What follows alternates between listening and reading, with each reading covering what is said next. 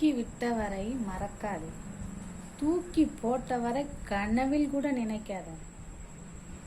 உண்மைதானே அது? இப்போ யாரும் தூக்கி விட்டவங்கள நினைக்கிறாங்க, தூக்கி போட்டவங்கள தான் நினைக்கிறாங்க. வாழ்க்கையில் கொஞ்சம் முன்னேறிட்டா அவங்கள்ட்ட தான் உறவாடுறாங்க. யார் நம்மளை கஷ்டப்படுத்தி காயப்படுத்தினாங்களோ அவங்கள்ட்ட. என்றைக்குமே நம்ம கஷ்டப்படும் போது யார் ஒருத்தர் நமக்கு ஒரு நல்லது செய்கிறாங்களோ அவங்கள என்றைக்குமே நம்ம எவ்வளோ பெரிய உயரத்துக்கு நம்ம போனாலும் அவங்கள மறக்கக்கூடாது.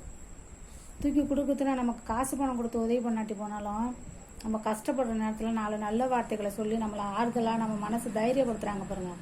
அவங்க சொன்ன 4 நல்ல வார்த்தை கூட நம்ம இன்றைக்கி முன்னேறதுக்கு ஒரு காரணமாக இருக்கலாம்.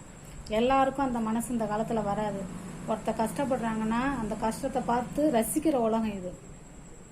அப்படி ஒரு சிலர் அவங்க சொன்ன 4 நல்ல வார்த்தை கூட இன்றைக்கி நம்ம முன்னேறதுக்கு காரணமாக இருக்கலாம். அதனால் என்றைக்குமே நம்ம அவங்களெல்லாம் மறக்கவே கூடாது.